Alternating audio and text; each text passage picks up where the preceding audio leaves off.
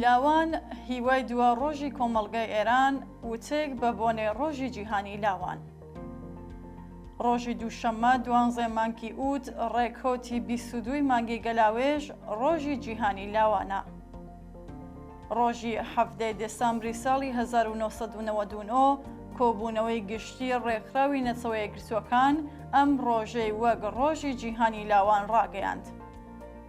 ئەگەرچی وەها بۆنەیەک تا ئێستا گرێکی لە کێشە و گرفسەکانی لاوان بە تایبەت لە وڵاتانی جوواکەوتووی سەرمایەداری نەکردوێتەوە، بەڵام لانی کەم دەرفەتێکە بۆ ئاوەڕدانەوە لە کێشەکانی لاوان لە وڵاتێکی وەک ئێران. ئەمڕۆ لە ئێرانی ژێردەسەڵاتی ڕژیمی ئیسلامیدا بێکاری لە سەروی گشت کێشەکانی دیکەوەیە کە لاوانی جەرچووی زانکۆکان لەگەڵی دەستەویەخەن. لە ڕاستیدا بێکاری لاوان سەرچاوەی هەموو ئەو کێشانەیەکە لاوان و بەتایبەت لاوانی خوێنەواری سەر بە چینە هەژارەکانی کۆمەڵگا لەگەڵی بەرەڕوون. کۆمەڵگا ئێران بە شێوەیەکی ڕێژەئی زۆرترین هەژماری لاوی هەیە و هەر بەم ڕێژەیەش زۆرترین خەساری کۆمەڵایەتی نەسیبی ئەم بەشە لە کۆمەڵگای ئێران دەبێت. سەرەکی ترین گرفتی لاوانی ئێران بێکاریە. یەکێک لە تایبەتمەندەکانی بێکاری لە ئێران بوونی لەشکری بەرینی بێکارانی خوێنەواری زانکۆیی و دواناوەندیە. لاوانی لە نێوان تەمەنی 15 تا 30 ساڵیدا یەک لەسەر 3 دانیشتوان و ڕقەمێکی نزیک بە 32 ملیۆن کەس لەخۆ دەگرێت. بە پێ ئامارە بڵاوکراوەکان لەلایەن ڕژیمەوە ئێستا زیاتر لە 13 ملیۆن لە دانیشتوان ئێران مەدرەکی خوێندنی زانکۆیان هەیە. بێکاری لاوانی خوێنەوار لە ئێران گەیشتووەتە 50%. ئەگەر سادوێنێ بنەماڵەکان پێیان وابوو کە منداڵەکانیان دەنێرنە زانکۆ تا لە جاهاتوودا دەستیان لە کارێکی باش گیر بێت، ئەمڕۆکە دەبینین کە نەتەنیا ئەم ئامانجەیان دەستەبەر نەبووە، بەڵکو خوێندنی زانکۆشیان بووەتە کێشە و گرفت بۆ دۆزینەوەی کار. بەڵام بێکاری و پەرەسەندنی خەسارە کۆمەڵایەتیەکان و لەوانە گیرۆجەبوون بە مادەی هۆشبەر بە تەواوەتی بە یەکەوە پەیوەستن. ئەو لاوانەکە بە هەزار هیوا و ئاواتەوە دوای تێپەڕاندنی دەیان گرفت و کۆسب کە ڕژیم و یان هەژاری زۆری مادی خستویانەتە سەرڕێیان، سەرنجام توانیویانە مەدرەکی خوێندنی دواناوەندی، هونەرستان یان زانکۆ بەدەست بێنن، 2 ساڵی تەمەنیشیان لە زەورەی سەربازی بۆ ڕژیم تێپەڕکەن، دیسانیش هیوایەکیان بە دۆزینەوەی کارێکی گونجاو لەگەڵ مەدرەکەکەیان نییە و وا هەز دەکەن کە هەموو ئاوات و وارەزوەکانیان بەفی ڕۆچووە. حاڵ و ڕۆژی ئەو لاوانەی هەر بەم هۆکارەی بێکاری و نەبوونی سەرچاوەی جارایی سربەخۆ خۆیان بە سەرباری بنەماڵە دەبین و تەنانەت توانایی جابینکردنی خەرج و مەخارجی زەماوەند و پێکێنانی بنەماڵەشیان نییە، دەبێت چۆن بێت. لە ئێرانی ژێردەسەڵاتی کۆماری ئیسلامیدا لاوان نە لە شادی و نشات و شور و شۆقی سەردەمی لاویەتی بەهرەمەندن و نە ئەو دەرفەتەیان دەبێت تا توانایی و لێهاتوویەکانیان گەشە پێ بدەن. لە ئاوا بارودۆخێکدایە کە دەبینین زیاتر لە 1 ملیۆن کەس لە گیرۆزەبووان بە مادەی هۆشبەر لەژێر تەمەنی 18 ساڵیدان و تەمەنی مامناوەندی اعتیاد لە ئێران دابەزیوە بۆ خوار تەمەنی 13 ساڵی. ڕێژێ تێکچوونی ڕەوانی دڵە ڕاوکێ و خەمۆکی لە نێو لاواندا بە شێوەیەکی بەرچاو پەرێسەندووە. بەڵام وێنای ژیانی لاوان لە ئێران بە پێ جەختکردنەوە لەسەر ڕاستیەکی هیوابەخش کامڵ نابێت.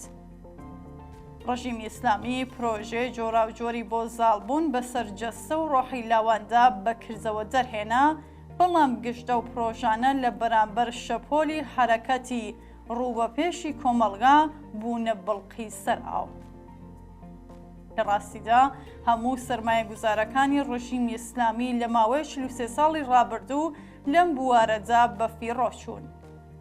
لەمڕۆوە ئەم ڕژیمە بەردەوام خەریکی ئامادەکاری تۆڵەسەندنەوە لەو لاوانە بووە کە لە جەورانی مەدرسە و دوواناوەندیدا نەیانتوانیوە ئەوان بە پێ ئۆلگوی خۆی ملکەچ و بێئێرادە باربێنێ.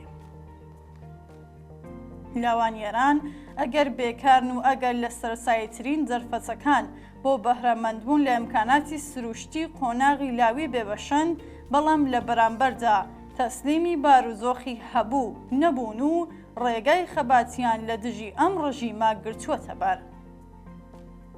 ئەم ڕاستیە کاتێک ئاشکرا دەبێت کە ئەم لاوانە تا دەرفەتێکیان دەست دەکەوێ بنەماکانی کۆماری ئیسلامی دەخەنە لەرزین.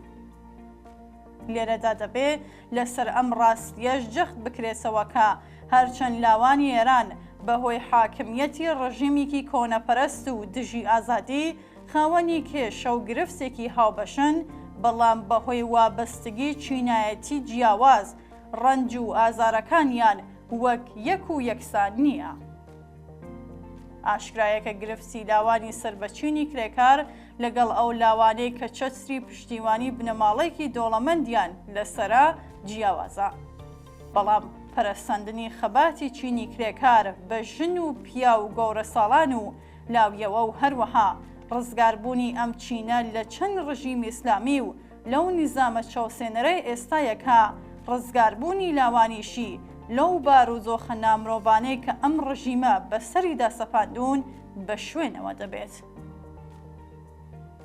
ئەو لاوانەیە کە توانایەکانیان لەلایەن ڕژیمێکی کۆنەپەرستەوە کوێر بووەتەوە، ئەو لاوانەیە کە باشترین ساڵەکانی تەمەنیان لە مەدرسە و کۆلێژ و زانکۆکاندا لە ژێرگوشاری ئاموزشی دژە زانستی و کۆنەپەرستانەدایە تێپەڕیوە، ئەو لاوانەیە کە تەنانەت ئازادی پۆششیان لێ زەوتکراوە، ئەو لاوانەیە کە لە بەرخاتری بچووکترین ناڕزایەتی دەخرێنە زیندان و ئەشکەنجە دەکرێن و لاوێکی کە لە مافی سەرەتایی هەڵسوکۆت لەگەڵ ڕەگەزی جیاوازی لێ زەوتکراوە، گشتەم لاوانە لەگەڵ لاوانی چینی کرێکار و زەحمەتکێشدا خاوەنی دەرد و ئازارێکی هاوبەشن و ڕزگاربوونیان لەم دۆخەنە ئینسانیە لە ڕێگای هاوپشتی لەگەڵ خەباتی چینی کرێکارەوە مسۆگەر دەبێت.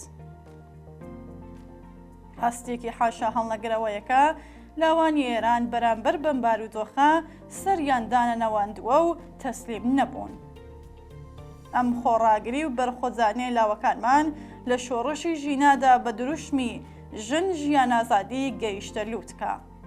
ئەو بزووسنەوەیە بە هەمووانی نیشاندا کە چ پتانسیێلێکی لە بنەهاتووی کۆمەڵایەتی بۆ ئاڵوگۆڕی مێژوویی لە ناخی لاوانی ئێراندا شاراوەیە. شۆڕشی ژینان نیشانیدا کە لاوانی ئێران هەر کات دەرفەتێک بەدەستبێنن چلۆن تەخت و بەختی ڕژیمی ئیسلامی دەخەنە لەرزین.